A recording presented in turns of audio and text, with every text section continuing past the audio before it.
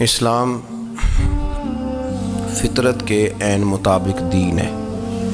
نبی پاک صلی اللہ تعالیٰ علیہ وسلم نے فرمایا ہے کہ میں اخلاق عالیہ کی تکمیل کرنے کے لیے دنیا میں آیا ہوں۔ جتنے اخلاق ہو سکتے تھے، جتنی خوبصورتیاں ہو سکتی تھیں، جتنی اللہ کو محبوب تھیں، وہ ساری میرے نبی کریم نے بیان فرمائی، ساری رسول کریم صلی اللہ تعالیٰ علیہ وسلم نے بیان کر دی ہیں، جتنی خوبصورتیاں ہو سکتی تھیں۔ کچھ لوگ ایسے ہوتے ہیں جو بیچارے بائی نیچر ہی کچھ پریشانیوں کا شکار ہوتے ہیں، اور قرآن مجید نے جو ارشاد فرمایا نا کہ کچھ لوگ نفس کی خواہش کو اپنا خدا بنا لیتے ہیں، تو وہ بلا وجہ بھی بہت ساری باتیں کرتے ہیں جن کا کوئی وجود نہیں ہوتا۔ عورت کو حقوق دلانے کے لیے بہت سارے لوگ بہت ساری غلط باتیں کرتے ہیں۔ جو لوگ یہاں سے کسی کو لے جاتے تھے نا دبئی، دھوکہ دے کے اور لے جاتے تھے یورپ میں، عرب ممالک میں دھوکہ دے کے لے جاتے تھے، تو وہ بھی کوئی خواب ہی تو دکھاتے تھے کہ اتنے لاکھ تنخواہ ہوگی، اتنا کچھ ہوگا۔ وہاں جا کے پتہ چلتا تھا کہ جیب سے بھی دینے پڑیں گے کچھ۔ بہت سارے لوگ ایسے ہوتے ہیں، وہ سارے خوبصورتی کے نام پر ہی دھوکہ دیتے ہیں۔ آپ کو پتہ ہے کہ جو آدمی کسی کو لالچ دیتا ہے تو کسی کو لوٹنے کے لیے اسے لالچ دینا بڑا ضروری ہوتا ہے۔ لوگ پہلے لالچ دیتے ہیں پھر لوٹتے ہیں، پہلے مکمل لالچ دیتے ہیں، یہ چیز مل جائے گی، یہ چیز مل جائے گی۔ لوگ مکمل لالچ دیتے ہیں، اس کے بعد پھر لوٹتے ہیں۔ اور اگر لالچ نہ دیں تو کوئی آدمی قابو آئے گا؟ لوگ لوٹتے ہیں لالچ دے کر۔ اچھا، اب وہ جو جس کو لالچ دیا جا رہا ہوتا ہے وہ کہہ رہا ہوتا ہے کہ نہیں نہیں تمہیں نہیں پتا، وہ اس وقت ماننے کو تیار نہیں ہوتا۔ وہ کہتا ہے اتنی خوبصورت باتیں کر رہا ہے، اتنی اچھے پیغام دے رہا ہے، تم میرے دشمن ہو، تم مجھے منع کر رہے ہو۔ ہوش تب آتی ہے کہ جب سب کچھ لٹ جاتا ہے۔ عورت کو ویسے بھی قابو کرنا بڑا آسان ہوتا ہے۔ اعلیٰ حضرت بریلوی رحمۃ اللہ علیہ فرماتے ہیں بیٹیاں نازک شیشیاں ہوتی ہیں، ان کو تو ذرا سی چوٹ لگے تو ٹوٹ جاتی۔ دیکھیں کتنا بڑا جملہ کہا بریلی کے امام، نازک شیشیاں ہیں۔ ذرا کوئی آدمی گمراہ کرتا ہے، ذرا خراب کرتا ہے۔ اب دیکھیں نا، یہ جو بچیوں کو بچے مس گائیڈ کرتے ہیں، انہیں بڑے بڑے خواب دکھاتے ہیں، وہ بیچاری ماں باپ کو چھوڑ کے، بہن بھائی کو چھوڑ کے اس کے ساتھ شادی کرتی ہے، پھر جو اس کا بعد میں حشر ہوتا ہے، آپ ادلیاں نو سردار پہن تکے تے شرما والیاں نو جھوٹے ڈولیاں دے۔ پھر وہ بیچاری ماں باپ رکھتے نہیں، وہ ظلم کرتا ہے، تو کتنی بڑی تکلیف میں وہ بچی آ جاتی۔ نازک شیشی ہوتی ہے نا تو ٹوٹ جاتی۔ یہی حال اب جدید خواتین اور یہ جو کچھ اینکر پرسن ہیں، یہ اصل میں نا یہ آپ کو سیاست سکھاتے ہیں، لیکن یہ مادر پیدر آزاد لوگ ہیں، بالکل آزاد۔ یہ تو علماء شور نہ کریں، بات نہ کریں، گفتگو نہ کریں، مشائخ بات نہ کریں، اور یہ جو کچھ سنجیدہ اور دینی طبقہ ہے یہ کچھ شور نہ کرے، یہ تو روڈوں پہ ننگے ہو کے آ جائیں معاذ۔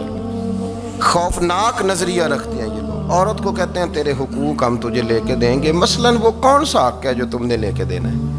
میرے نبی کریم صلی اللہ علیہ وسلم اس کو بیٹی بھی بنایا ہے، اس کو بہن بھی بنایا ہے، اس کو ماں بھی بنایا ہے، اسے بیوی کا عالی شان رتبہ بھی عطا فرمایا ہے۔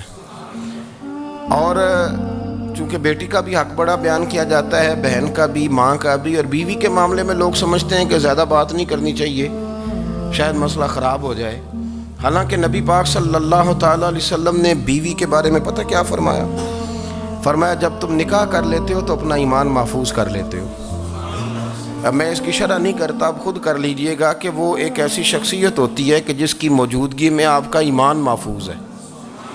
اب میں نہیں سمجھتا کہ اس سے بڑی بات کوئی اور ہو سکتی ہے، جس کی موجودگی میں آپ کا ایمان، اور بھئی یہ حدیث پاک عرض کر رہا ہوں، نکاح جب کوئی کر لے تو اس نے اپنا ایمان مکمل کر لیا۔ اس کا معنی یہ ہوا کہ آپ کا ایمان محفوظ ہے اس کی موجودگی میں۔ تو اس سے زیادہ بھی، یعنی ایمان سب سے قیمتی چیز ہے نا، تو اس کے محفوظ ہونے کی وجہ حضور نے نکاح بیان کر دی۔ اب میرا خیال ہے بیوی اگر کوئی اس سے بڑا حقوق مانگے گی تو بیوقوفی کرے گی۔ اتنا بڑا درجہ نبی کریم نے اسے عطا کر دیا، اتنا بڑا مقام دے دیا کہ تو خامند کے ایمان کے محفوظ ہونے کا ذریعہ بن گئی ہے۔ عورت کو جو حقوق رسول کریم صلی اللہ تعالی علیہ وسلم نے عطا فرمائے، نبی پاک نے جو حقوق دیے، دیکھیں نا، حضرت عبداللہ ابن عمر رضی اللہ تعالیٰ عنہ کی اہلیہ بیمار تھی، تو جلدی جلدی سے وہ آئے، تو جب بہت جلدی ہو، سفر بڑا شدید تھا، تو آپ نے جلدی سے نماز ادا کی، جلدی سے چلے۔ آپ کے خادم کہنے لگے حضور خیریت ہے؟ فرمایا میری بیوی بیمار ہے۔ تو اس نے عرض کی حضور آپ کی اہلیہ بیمار ہے، تو آپ نے نماز بھی جلدی سے پڑھی، سفر بھی جلدی جلدی کیا۔ تو فرمانے لگے یہ وہ چیزیں ہیں جو ہمیں مدینے والے رسول نے سکھائی۔ آپ اس کیفیات کو سمجھیں کہ حضور صلی اللہ علیہ وسلم نے درس دیا۔ اور پھر ایک اور بہت بڑی بات، یہ فضیلت کسی اور کو نہیں دی، جو عورت کو حضور نے فضیلت دی، یہ فضیلت کسی اور کو نہیں دی۔ کبھی حضور نے فرمایا کہ تمہارا ابا تمہارے ساتھ بہت سخت رویہ کرے تو تم نے اس کو اس سختی پر داد دینی ہے؟ فرمایا چلو اگر وہ زیادتی بھی کرے تو تم نے اس کے ساتھ سلوک اچھا ہی کرنا ہے۔ لیکن آپ ایک بات کو سمجھے نا کہ بچے کے بارے میں، بیٹے کے بارے میں، بیٹی کے بارے میں فرمایا 10 سال کے ہو کے نماز نہ پڑھیں تو سختی کرو، تمہارا ڈنڈا بھی لٹکنا چاہیے۔ بہت ساری جگہوں پہ بہت سارے لوگوں کے لیے سختی کا حکم دیا، لیکن عورت کے لیے حضور نے جو جملے کہے، اصل میں ہم سمجھتے ہیں کہ یہ ایک بات ہے، مشہور ہو گئی ہے روایت حدیث، تو بس اس کے پس منظر پر اور جملوں کے حسن پر شاید معاذ اللہ غور کرنے کی ضرورت نہیں۔ ذرا اس لفظ کی تاثیر پر غور کریں۔ حضور نے فرمایا عورت ٹیڑھی پسلی سے پیدا کی گئی ہے، یہ ٹیڑھی ہے، اس کو سیدھا کرنے کی کوشش کرو گے تو ٹوٹ جائے گی۔ تو حضور پھر ہمارے لیے حکم کیا ہے؟ فرمایا جیسی ہے تم اسی کے ساتھ نبھا کرو۔ آپ سمجھیں کہ اتنا محفوظ حضور نے درجہ دے دیا بی بی کو، اتنا محفوظ کہ فرمایا غلطی بھی ہو تو میرے غلاموں تم اس کے ساتھ نبھا کرو، گزارا کر لو۔ کو کیا اور حق چاہیے عورت کو، جس کو اس کی غلطیوں سمیت نبی پاک نے قبول کرنے کا حکم دے دیا کہ اس کی کمزوریوں سمیت قبول کر لو۔ اب اس کو اور کیا، کوئی کمزوریوں سمیت قبول کرتا ہے؟ کبھی آپ دکان پہ بیٹھے ہو تو آپ کہیں بھی اس میں یہ بھی غلطی، میرے مال میں یہ بھی کمزوری ہے، یہ بھی کمزوری ہے، یہ بھی کمزوری ہے، تو کر لے قبول؟ کرتا ہے کوئی؟ کوئی شخص ایسا ہو جو کسی چیز کی کمزوریاں بیان کر کے کہ اسے قبول کرو؟ پر رسول کریم صلی اللہ تعالی علیہ وسلم نے نا ہمیں سبق دیا، حضور نے ہمیں درس دیا، نبی پاک نے ہمیں پیغام دیا۔ فرمایا یہ ٹیڑھی ہے، سیدھی کرنے کی کوشش کرو گے تو بیچاری ٹوٹ جائے گی، تو اس کے ساتھ نبھا کر جاؤ۔ آپ میری بات کو سمجھیے گا۔ چلیں میں اس پر ایک اور بخاری مسلم کی حدیث پڑھتا ہوں۔ حضرت سلمان فارسی رضی اللہ تعالیٰ عنہ اور حضرت ابو درداء کے درمیان بھائی چارہ تھا۔ مکے سے مدینے جب لوگ آئے تو حضور نے بھائی بھائی بنایا تھا، ان کے درمیان بھائی چارہ تھا، تو ابھی پردے کی آیات نازل نہیں ہوئی تھیں، تو لوگ ایک دوسرے کی طرف جاتے تھے۔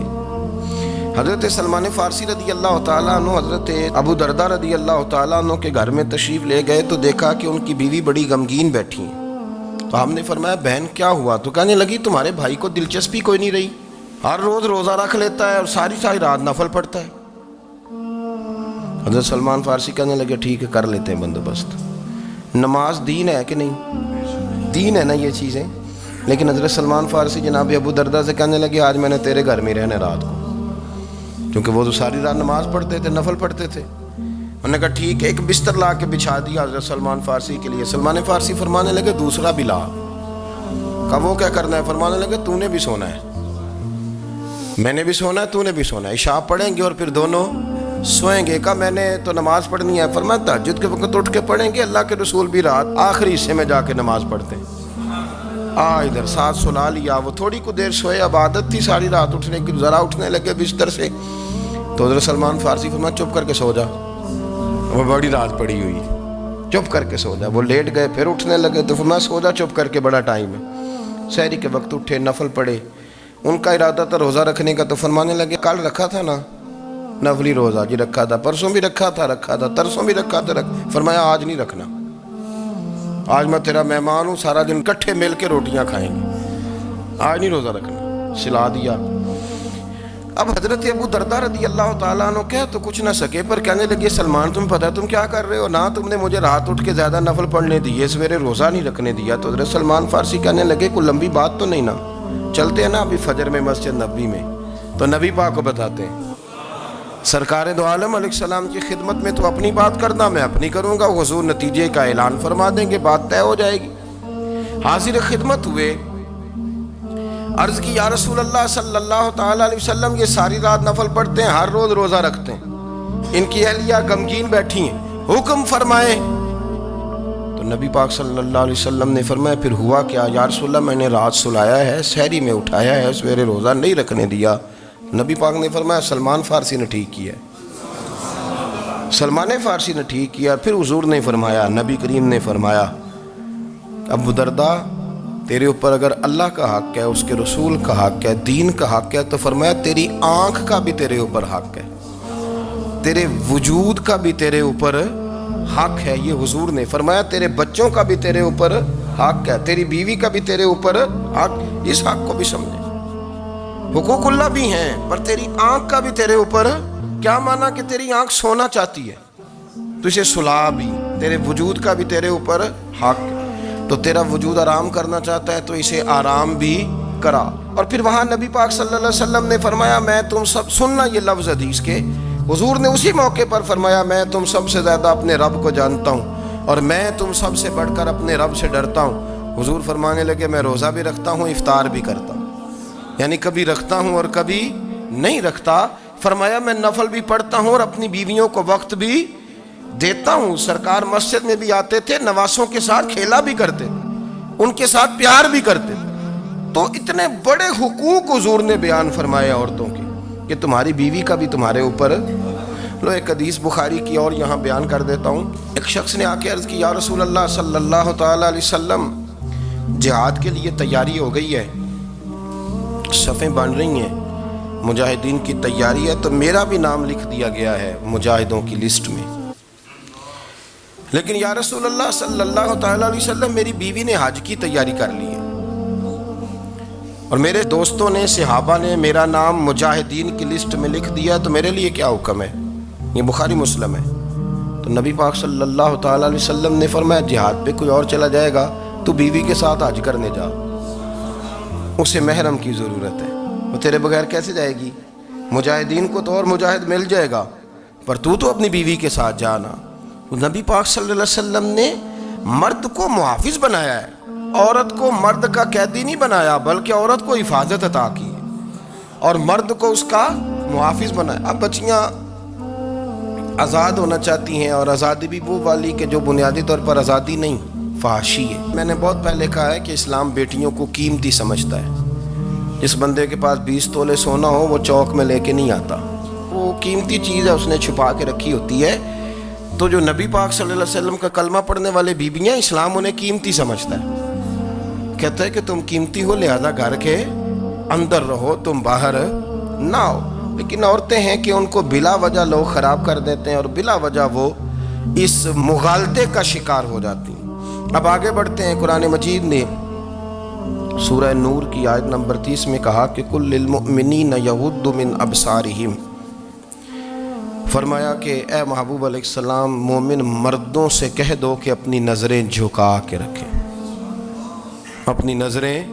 اور اگلی آیت میں فرمایا وَقُلْ لِلْمُؤْمِنَاتِ یغضضن من ابصارہن، فرمایا کہ اے محبوب مومن عورتوں سے بھی کہہ دو کہ اپنی نظریں جھکا۔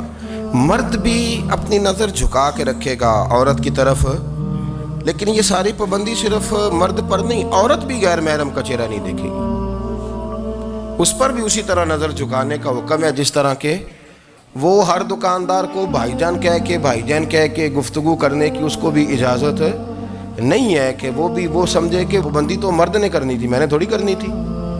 وہ جس کے پاس جائے، جہاں بھی جائے، ڈاکٹر کے پاس جائے، باہر جائے، تو وہ جس طرح مرضی اس کا دل چاہے وہ بات چیت کرے، اس کی عورت کو بھی اجازت اسلام نہیں دیتا۔ بنیادی طور پہ اسلام شرم و حیا کا دین ہے، حیا کی بات کرتا ہے۔ حیا کی جب ہم تعریف کرتے ہیں تو حیا کی تعریف یہ ہے کہ کوئی کبھی چیز دیکھ کے نہ تو آپ کی طبیعت میں کراہت محسوس ہو، آپ کوئی غلط جملہ منہ سے نکالتے ہوئے ذرا جھجکیں، آپ کوئی غلط بات کرتے ہوئے تھوڑا بوجھ محسوس کریں۔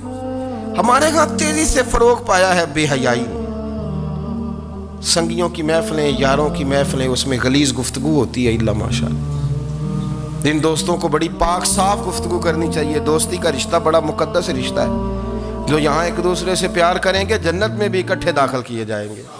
شرط یہ ہے کہ پیار اللہ رسول کی رضا کے لیے ہو، لیکن اس کے اندر اگر آپ کی گفتگو کچی ہو، کمزور ہو، فحاشی والی ہو، عریانی والی ہو، وہ ہمارے ہاں تو اب اس کو لوگ فیشن سمجھتے ہیں، اس کو مردانگی کی علامت سمجھتے ہیں کہ وہ جی ساری باتیں جی وہاں ہو گئی، اور جس کا جو جی چاہا اس نے کہا۔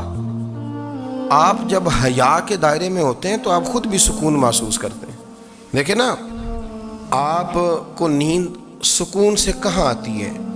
جہاں کمرہ بند ہو، چاروں جانب دیوار ہے، اوپر چھت ہے، خالی دروازہ بھی کھلا ہوا ہو نا، تو جب بندہ سکون لینا چاہتا ہے تو کہتا ہے یار ذرا دروازہ ذرا بند کر دو۔ وہ اچھی طرح اپنے آپ کو چھپا لیتا ہے نا حیا کے پردے میں، تو اللہ اسے سکون عطا کرتا ہے۔ اور جو اس سے بھی زیادہ ٹھنڈی نیند میں جانا چاہتا ہے وہ کہتا ہے لائٹ بھی بند کر دو۔ اب وہ مکمل طور پہ سمجھتا ہے کہ میں چاروں جانب سے چھپ گیا ہوں، اگر میں کھل کے بھی سو جاؤں گا تو میرا چونکہ پردہ قائم ہے تو مجھے کوئی دشواری نہیں ہوگی۔ آپ جب چھپ جاتے ہیں، جب آپ حیا کے اندر سمٹ جاتے ہیں، جب آپ چادر کے اندر آ جاتے ہیں تو آپ بہت ساری جگہوں پہ آسانی محسوس کرتے ہیں۔ تو حیا تو آپ کو سکون دیتی ہے، حیا تو دل کو راحت دیتی ہے۔ میں بڑی ذمہ داری سے بات عرض کرتا ہوں، قرآن مجید نے نا ایک مقام پہ مذاق کو، ایک مزاح ہوتا ہے خوش طبی، وہ نہیں، مذاق اڑانا، قرآن پاک نے نا مذاق کو ایک جگہ پہ جاہلوں کا طریقہ بھی قرار دیا ہے۔ بنی اسرائیل کے لوگوں سے حضرت موسیٰ نے کہا کہ گائے ذبح کرو اور ایک ٹکڑا مقتول کو مارو، زندہ ہو کے خود بتا دے گا مجھے کس بندے نے قتل کیا۔ تو کہنے لگے آپ ہمارے ساتھ مذاق کر رہے ہیں۔ تو قرآن مجید کہتا ہے کہ حضرت سیدنا موسیٰ علیہ السلام فرمانے لگے اعوذ باللہ ان اکون من الجاہلین، فرمانے لگے میں اللہ کی پناہ مانگتا ہوں کہ میں جاہلوں میں سے ہو جاؤں۔ یہ مذاق کرنا تو جاہلوں کا طریقہ ہے۔ اگر آپ کی زبان سے بے حیائی کا جملہ نکل گیا، اگر آپ کی زبان سے بے حیائی کا جملہ نکل گیا، آپ نے کہہ دیا کہ ہم آزاد لوگ ہیں، جو مرضی کریں گے، جو مرضی کہیں گے، جو ہمارا دل میں آئے گا کریں گے، تو پھر تو لوگ آپ کا وہ حشر کریں گے کہ آپ سے برداشت ہی نہیں ہوگا۔ جس کا لوگ مذاق بنا لیتے ہیں اور جو مذاق بن جاتا ہے پھر اسے کوئی جینے دیتا ہے؟ آپ حیا کی چادر میں چھپیں گے تو بچیں گے۔ اگر آپ نے اپنا مذاق بنوا لیا یہ کہہ کے کہ میں نے مرضی کرنی ہے، پھر یاد رکھنا چھپنے کو جگہ نہیں ملے گی، پھر تکلیف میں آ جائیں گے، پھر بہت بڑی اذیت کا شکار ہو جائیں گے۔ شرم و حیا، عرب کے اندر جو کنواری لڑکیاں تھیں ان میں بڑی حیا ہوتی تھی۔ الحمدللہ میں بڑے فخر سے کہتا ہوں کہ میرے پنجاب کی، میرے پاکستان کی بیٹیاں بھی 20 دفعہ ان کا ابا کہے تیری شادی کرنی ہے تو وہ آنکھ نہیں اٹھا پاتی آج بھی۔ یہ تو وہ چند لوگ ہیں جو کہتے ہیں ہم ہائی کلاس ہو گئے، ہمیں نہیں پتا کہ وہ روشن خیال ہو گئے ہیں کہ روغن خیال ہو گئے، پتہ نہیں کدھر چلے گئے۔ ورنہ ہماری بیٹیاں آج بھی جب ان سے ان کا باپ، ان کی ماں بات کرتی ہے تیری شادی کی، تو وہ تو شرم کے ساتھ پچھلے سے پچھلے کمرے میں چھپتی ہیں۔ یہ اللہ نے فضل کیا ہوا ہے اس ملت پر۔ تو عرب کی لڑکی بڑی حیا والی ہوتی تھی، اس سے کوئی بات کرنی پڑتی تھی تو 20 دفعہ بات کی جاتی، پھر بھی وہ عورت چھپتی پھرتی تھی۔ حضرت عائشہ صدیقہ رضی اللہ تعالیٰ عنہ فرمانے لگیں میرے نبی پاک صلی اللہ علیہ وسلم عرب کی کنواری لڑکیوں سے بھی زیادہ حیا کرنے والے۔ قاضی ایاز مالکی نے، شیخ عبدالحق محدث دہلوی نے، دیگر بزرگ جو سیرت نگار گزرے انہوں نے لکھا ہے کہ نبی پاک صلی اللہ علیہ وسلم کے اندر 100 مردوں سے زیادہ طاقت تھی، 100 مردوں سے زیادہ طاقت۔ اب جو بات کہنے لگا ہوں، جو نتیجہ دینے لگا ہوں، اس پر خاص توجہ آپ فرمائیں گے۔ ذرا فکری طور پر، نظریاتی طور پر ایک چیز کو سمجھیے۔ ہم سمجھتے ہیں کہ جوان لڑکا ہے جی جو مرضی کرے، عمر ہے جی۔ آپ ذرا بات پر غور کیجئے گا کہ حضور صلی اللہ علیہ وسلم میں طاقت 100 مردوں سے زیادہ ہے اور حیا کنواری لڑکیوں سے بھی زیادہ ہے۔ ذرا اس بات کا تقابلی جائزہ کیجئے گا کہ طاقت 100 مرد سے زیادہ ہے لیکن حیا کنواری لڑکی سے بھی زیادہ ہے۔ اس کا معنی یہ ہوا کہ جس ٹہنی کو پھل زیادہ لگ جاتے ہیں وہ جھکا کرتی تو حیا تو حسن ہے، حیا تو آپ کو پاک صاف کرے گا، حیا تو آپ کو نرالا کرے گا، انوکھا کرے گا۔ وہ ہمارے ایک دانشور ہے، انہوں نے مضمون لکھا، کئی باتیں بڑی پسند آتی ہیں۔ وہ کہتے ہیں کہ میری اہلیہ، ان کو بھی کسی نے نا مس گائیڈ کر دیا تھا، حالانکہ اچھی خاتون ہے، کسی نے مس گائیڈ کر دیا، تو وہ بھی سماجی اور ویلفیئر اور یہ خواتین کو شوق ہوتا نا بننے کا، تو وہ بھی سماج کے اندر اچھا مقام تلاش کرنے کے موڈ میں آ گئی۔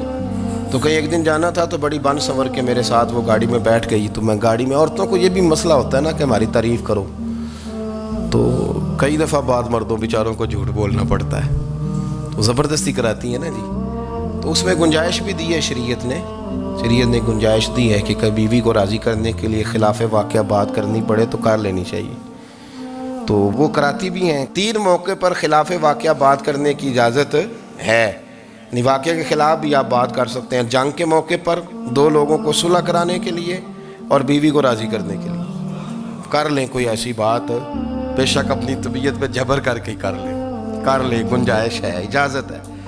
تو وہ کہتے ہیں جب وہ گاڑی میں میرے ساتھ بیٹھی بن سنور کے، تو وہ تقاضا کرنے لگی کہ میں نے بڑے اچھے کپڑے پہنے ہیں پر آپ نے توجہ نہیں کرائی۔ تو سیاںا بندہ تھا، وہ چاہ رہا تھا کہ میری خاتون سمجھ جائے۔ وہ کہتے ہیں مجھے پتہ تھا کہ بیچاری مس گائیڈ ہو گئی ہے، دل کی بڑی اچھی ہے، سیاਣੀ ہے، لیکن اس کو نا کچھ خواتین نے، کچھ لوگوں نے مل کے اس کو ذہن غلط کر دیا ہے کہ سماج میں نکلو، باہر جاؤ، کام کرو، فلاں کرو، اپنی مرضی سے جیو۔ تو میرے ساتھ گاڑی میں بیٹھی کہیں جانے کے لیے، تو مجھ سے کہنے لگی کہ آپ نے میری طرف توجہ ہی نہیں کی، آپ نے کوئی ذکر ہی نہیں کیا کہ میں کیسی لگ رہی ہوں۔ تو وہ کہتے ہیں میں نے اسے کہا کہ اگر تو ناراض نہ ہو تو پھر میں صحیح والی تعریف کر دوں۔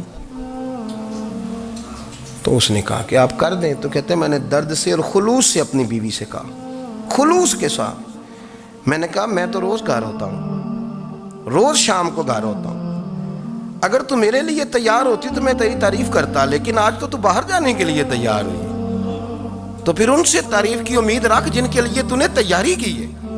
میرے لیے تیاری کرتی تو میں تو ہر شام تیرے پاس ہوتا ہوں۔ کہتے ہو میرے لفظوں میں درد تھا تو وہ بھی رو پڑی، کہنے لگی آپ گاڑی روک دیں، مجھے باہر جا کے کسی کو راضی نہیں کرنا، میں نے اسے راضی کرنا ہے جس کو رب کریم نے میرا شوہر بنایا ہے اور میرے لیے منتخب کیا ہے، میرے ماں باپ کو۔ میں واپس لوٹتی ہوں۔ یہ ایک پہلو ہے سلگتا ہوا، اس کو سمجھا جائے۔ رسول کریم صلی اللہ علیہ وسلم عرب کی کواری لڑکیوں سے زیادہ حیا والے تھے، کواری لڑکیوں سے زیادہ حضور حیا فرمایا کرتے تھے۔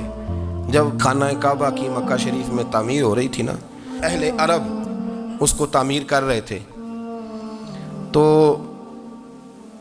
نبی پاک صلی اللہ علیہ وسلم اپنے چچا حضرت عباس کے ساتھ خانہ کعبہ کی تعریف میں مصروف تھے۔ تو عرب کے لوگ چونکہ لمبا کرتا پہنتے تھے پیروں تک، تو نیچے اگر کسی وقت کوئی چیز نہیں بھی ہوتی تھی تو کسی کو وہ نظر نہیں آتی تھی، کیونکہ پردہ رہتا تھا، لمبا کرتا پہنا ہوا ہوتا تھا۔ تو جب بچے، سرکار کی عمر مبارک بھی ابھی تھوڑی تھی، تو اس طرح بچے جب نکلتے تو وہ کئی دفعہ اپنی تہمت اتار دیتے نیچے سے، اور کوئی مزدوری کرنے لگتے تو 3-4 طے کر کے نا تہمت کی کندھے پہ رکھ لیتے، جس طرح کبھی دیہاتوں میں لوگ کپڑا سر پہ رکھتے تھے کہ اوپر اگر کوئی وزنی چیز رکھیں گے تو وہ تکلیف نہیں دے گی۔ نبی پاک صلی اللہ علیہ وسلم بھی سب لوگوں کے ساتھ خانہ کعبہ کی تعمیر میں شامل تھے۔ تو حضرت عباس رضی اللہ تعالیٰ عنہ نے کہا حضور سے، ابھی اعلان نبوت بھی نہیں فرمایا تھا، بھتیجے آپ بھی تہمت اتاریے، یہ صحیح مسلم میں حدیث موجود ہے، اور اس کو کندھے پہ رکھ لیجیے، آپ اینٹیں اٹھا کے لا رہے ہیں تو ذرا آپ کو تکلیف نہیں ہوگی۔ تو سرکار دو عالم صلی اللہ علیہ وسلم سے یہ بات کہی، اور پھر جلدی سے حضور کی تہمت کو نکال کے نا، حالانکہ لمبا کرتا پہنا ہوا ہے، تو وہ جیسے ہی ان کے کندھے پہ رکھا اینٹیں رکھنے کے لیے، تو سرکار تو زمین پہ گر گئے، بے ہوش ہو گئے، آنکھیں آسمان کی طرف، اور پھر حضور پکار رہے ہیں آزاری آزاری آزاری، میرا تہمت دے دو، میرا تہمت دے دو۔ کبھی کوئی شخص اس وجہ سے بھی بے ہوش ہوا ہے کہ میرے وجود سے کپڑا اتر گیا ہے؟ حالانکہ سرکار پر وہ بے ہوشی بھی نبی پاک کا وہ جو غلبہ ہے نا شرم و حیا کا، اس کی وجہ سے ہو، ورنہ تو حضور فرماتے ہیں کہ میری آنکھیں سو جاتی ہیں، دل تو میرا اس عالم میں بھی جاگتا رہتا ہے۔ تو سرکار زمین پہ تشریف لے آئے, آنکھیں میرا طامت دے دو, میرا طامت دے دو. تو جلدی سے انہوں نے طامت دیا تو حضور نے باندھ لیا. پھر طبیعت مبارک میں تسلی ہوئی. یعنی ہم اس رسول کے غلام ہیں کہ جن کے تو وجود سے کپڑا اتر جائے تو حضور برداشت نہیں کرتے, قبول نہیں فرماتے, تکلیف شروع ہو جاتی. لیکن یہاں نوجوان ہیں اور بڑا قد کاٹ ہے اور بڑے بڑے سمجھدار لوگ ہیں, گرمی آتی ہیں تو شارٹ کپڑے پہن کے گھومتے ہیں. ان کو خیال نہیں کہ یہ وہ والا لباس ہے جو باہر تو کیا گھر میں اماں کے سامنے نہیں پہننا چاہیے, بہنوں اور بیٹیوں کے سامنے نہیں پہننا چاہیے. آپ کی گفتگو میں شرم و حیا ہو, آپ کے لب و لہجے کے اندر حسن ہو. آپ کو پتہ ہے نبی پاک صلی اللہ علیہ وسلم نے فرمایا میری امت میں سب سے زیادہ حیا کرنے والے عثمان غنی ہیں. عثمان غنی سب سے زیادہ حیا کرنے والے. آپ فرمایا کرتے تھے جب سے حضور کا چہرہ دیکھا ہے میں نے کبھی اپنی شرمگاہ بھی نہیں دیکھی, میں نے آنکھوں کا وضو نہیں توڑا, اور جب سے حضور کے دست مبارک میں نے بیعت کے لیے سیدھا ہاتھ بڑھایا تو پھر سیدھا ہاتھ میں نے کبھی گندگی کو نہیں لگایا. حیات. آپ باتھ روم کے اندر بھی غسل فرماتے تھے تو کپڑوں سمیت کرتے تھے. کسی نے کہا حضرت جی واش روم کے اندر کیوں نہیں کپڑے اتارتے؟ آپ فرمانے لگے باہر بندوں سے حیا کرتا ہوں, اندر جاتا ہوں تو رب سے حیا آنی شروع ہو جاتی, وہ تو دیکھ رہا ہے نا. تو میں جو بات آپ کی خدمت میں عرض کرنا چاہتا ہوں اس کو آپ سمجھیے گا میرے عزیز, کہ شرم والا مزاج, گفتگو بھی شرم والی, آنکھیں بھی شرم والی, لباس بھی شرم والا, دوستی یاری بھی شرم والی, بہت ساری ایسی باتیں. دیکھیں نا آپ ذرا, میں نے کہا کہ باتوں کو سن کے گزر نہ جایا کریں, اس کی گہرائی پر غور کریں. حضور علم کا سمندر ہے, سرکار سے زیادہ علم دنیا میں کسی کے پاس موجود نہیں ہے, اور صحابہ کو موقع ملا ہوا ہے اس سمندر سے فیض لینے کا. لیکن ان کی حالت یہ ہے کہ حضرت علی المرتضیٰ فرماتے ہیں 14 دن گزر جاتے. حضور سے کوئی سوال پوچھنا ہوتا تھا پر میں شرم کے مارے نہیں پوچھ پاتا تھا. 14 دن بخاری شریف میں موجود ہے. ایک دن نبی پاک صلی اللہ علیہ وسلم نے پوچھا صحابہ سے کہ وہ کون سا درخت ہے جس کے پتے نہیں گرتے, اور وہ درخت اس طرح ہے جس طرح مومن ہوتا ہے, وہ درخت میرے مومن کی طرح بتاؤ. حضرت عبداللہ ابن عمر فرماتے مجھے پتا تھا کہ وہ کھجور کا درخت ہے, لیکن چونکہ ابو بکر صدیق بھی بیٹھے ہیں, عمر فاروق بھی بیٹھے ہیں, مولا علی بھی بیٹھے ہیں, عثمان غنی بھی بیٹھے ہیں, اتنے جید لوگ بیٹھے ہیں, تو مجھے حیا آتی تھی کہ میں کیوں جواب دوں. کہتے ہیں سرکار نے کئی دفعہ پوچھا, لوگوں نے کئی اور درخت بتائے, پر فرمایا تمہارا جواب درست نہیں ہے. آپ حیا کے اس پہلو پر غور کریں کہ سوال کا جواب آتا ہے, سوال کا جواب, یعنی مجھے سوال کا جواب آتا اور پھر میں دوں نہ, مجھے بدعزمی نہ ہو جائے گی. یہ کیسے ممکن ہے کہ میری رات گزر جائے, مجھے پتا بھی تھا اور میں نے بتایا نہیں. بہت سارے لوگ آ کے بہت ساری باتیں بتاتے ہیں, بہت ساری باتیں وہ سمجھاتے ہیں, تو ہم غور سے ان کا چہرہ دیکھنے لگ جاتے ہیں, کہتے ہیں یار اس کا تو دعویٰ تھا کہ میں سمجھنے آتا ہوں, تو یہ تو ہمیں سمجھا رہا ہے. چلو الحمدللہ ہم سمجھنے کو تیار ہیں. لیکن میرے عزیز پتہ بھی ہے جواب کا, علم بھی ہے, لیکن فرماتے ہیں میری حیا نے مجھے اجازت نہ دی کہ میں جواب دوں. آپ فرماتے ہیں پھر حضور سے صحابہ نے عرض کی کہ یا رسول اللہ آپ ہی بتا دیں وہ درخت کون سا ہے. تو حضور نے فرمایا بھئی وہ کھجور کا درخت ہے. تو آپ فرماتے ہیں میں دل میں کہہ رہا تھا کہ الحمدللہ میرا جواب درست ہے, حالانکہ میں نے جواب دیا ہی نہیں. تو لفظوں میں حیا, جملوں میں حیا, آنکھوں میں حیا, اٹھنے میں حیا, بیٹھنے میں حیا, چلنے میں حیا ایک خوبصورت حسن ہے. اور نبی پاک صلی اللہ علیہ وسلم نے فرمایا جب تو بے حیا ہو جائے نا پھر تو آزاد ہے, پھر تو جو مرضی کا, پھر تو جو. اس لیے بزرگ جب کسی کو بے حیا کہتے تھے نا, اللہ اکبر, اور جب کسی کو کہتے تھے نا یہ بے حیا ہے تو لوگ سمجھتے تھے کہ کوئی ہلکی سی بات کر دی, لیکن ان کا معنی یہ ہوتا تھا کہ بس بھئی اب اس کے ساتھ کوئی کلام کرنے کی ضرورت ہے, اس کو اب اصلاح کی ضرورت نہیں, یہ بے حیا ہے. کیا معنی کہ اب یہ جو اس کے دل میں آئے گا وہ کرے گا, جو اس کی طبیعت چاہے گی وہ کرے گا, اب یہ کسی پہلو بھی قابو آنے کو تیار ہے, بے حیا ہو گیا. بے حیائی بہت بڑا عیب ہے. اور جو لوگ کہتے ہیں کہ ہمیں بالکل آزادی ہونی چاہیے, ہمارا اپنا جسم ہے تو ہماری اپنی مرضی چلے گی. ایک وزیر صاحب ہیں, پتہ نہیں میں ان کو جانتا تو نہیں, انہوں نے سینٹ میں تقریر کی ہے, میں نے ان کی بات سنی ہے. اس نے کہا نہیں بھائی جسم رب کا ہے تو مرضی بھی تو رب کریم کی چلے گی, اور مرضی بھی یہ مرضی بھی اللہ کی. یہ مجھے تھوڑا سا مسئلہ ہے جسم پر, کبھی کبھی مجھے کثرت سفر سے الرجی ہو جاتی ہے. میرے ساتھ لوگ نا دل سے پیار کرتے ہیں. شاید ہی کوئی اچھا ڈاکٹر ہو جس تک میرے سنگی مجھے لے کے نہ گئے ہوں, پر جسم اللہ کا ہے نا, مرضی بھی جب وہ چاہے گا صحت دے گا. کیوں کچے کاموں میں لوگ پڑ گئے ہیں, کیوں غلط لوگ سوچ میں پڑ جاتے ہیں؟ یہ اسی کا ہے. اور جب وہ چاہے گا, آپ اس بات کو اچھے طریقے سے سمجھ لیں کہ جو اپنی مرضی چوکوں چوراہوں میں کر رہے ہوتے ہیں نا, جو مرضی گند مند, وہ جانور ہوتے ہیں. وہ جانور ہوتے ہیں جو نہ چونک دیکھتے ہیں, نہ گلی دیکھتے ہیں, نہ انہیں پتہ ہوتا ہے کہ جگہ کون سی ہے. وہ انسان, میں نے کہہ دیا جو میں نے کہنا تھا, میں نے کہہ دیا. وہ جانور ہوتے ہیں. اور جو کچھ انسان ہوتے ہیں نا, ان کے اندر کچھ نہ کچھ پھر شرم حیا بھی ہوتی ہے. وہ چوکوں چوراہوں میں وہ حرکتیں اور وہ کام نہیں کرتے جو جانور کرتے ہیں. ان کے لیے بڑے پردے ہوتے ہیں, ان کے لیے بڑی باتیں ہوتی ہیں, ان کے لیے بڑا کچھ ہوتا ہے. جو بالکل آزاد ہو جائے, کوئی پتہ نہ ہو کس وقت کیا کہنا ہے, کیا کرنا ہے, تو پھر وہ دائرہ انسانیت سے خارج ہو جاتا ہے. ہم آپ کو کیا دعوت دیں؟ آپ تو وہ باتیں کر رہے ہیں جو اسلام کا انسانیت کے حق میں بھی ٹھیک نہیں. آپ تو وہ والی باتیں کر رہے ہیں جن کا انسانیت بھی تقاضا نہیں کرتی کہ یہ باتیں ہونی چاہیے. لیکن ایک بات, میں تو جذباتی نہیں ہوتا, میں بڑے غور سے چیزوں کو دیکھتا ہوں, سنتا ہوں. اور نہ میں ان موسمی مینڈکوں کی, وہ مجھے راحت صاحب کہنے لگے جی بڑے بڑے مولوی ایک بندے کے ساتھ بیٹھے ہوئے ہوتے تھے اور وہ روزے میں بڑے بڑے درس دیتا تھا, تو وہ بھی فلانی حرکتیں کر رہا ہے. تو میں نے کہا ہم نے تو پرانا کہا تھا کہ موسمی مینڈک ہے, تو پرانے کہہ رہے ہیں کہ اداکار ہے. تو وہ جہاں کاسٹ کریں گے وہاں وہ اداکاری کرے گا. آپ کسی مذہبی جگہ کر لیں تو وہاں کر لے گا, کہیں اور جگہ کریں گے تو ہم تو پرانا کہہ رہے ہیں. تو کسی کو کبھی سمجھ آتی ہے تو کسی کو کبھی اور جگہ جا کے سمجھ آتی ہے. ہم ان لوگوں سے پریشان نہیں ہوتے. کیوں؟ سن لیں, کوئی مایوسی نہیں. ان کے اندر جتنا زور ہے وہ لگائیں. یہ ملک بنا ہے رسول اللہ کے نام پہ, یہ اللہ نے تحفہ دیا ہے امت مسلمہ کو. یہ نبی پاک کے نام پہ بنا ہے, تو یہاں جھنڈا بھی وہی والا بلند ہونا ہے جو مدینے والے رسول کا جھنڈا ہے, اور یہاں وہی کام چلے گا جو نبی پاک نے بیان فرمایا. تو اس طرح کئی لوگ آتے ہیں, وہ شور شار کرتے ہیں, چلے جاتے ہیں. اتنے نہ پریشان ہوا کریں. بہت سارے لوگ تو بیچارے اس قابل بھی نہیں ہے کہ ان کا نام لیا جائے.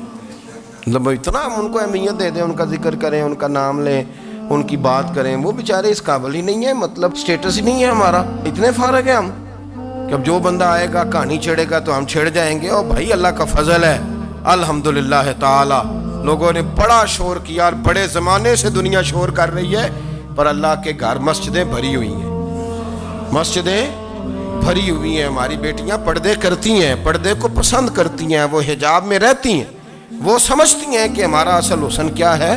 تو یہ پراپوگنڈا پرانا چلا آ رہا ہے. اس کا اللہ کے فضل سے امت مسلمہ پہ نہ کبھی اثر ہوا ہے اور نہ کبھی ہوگا انشاءاللہ. اللہ تعالی ہمیں حق پر استقامت عطا فرمائے.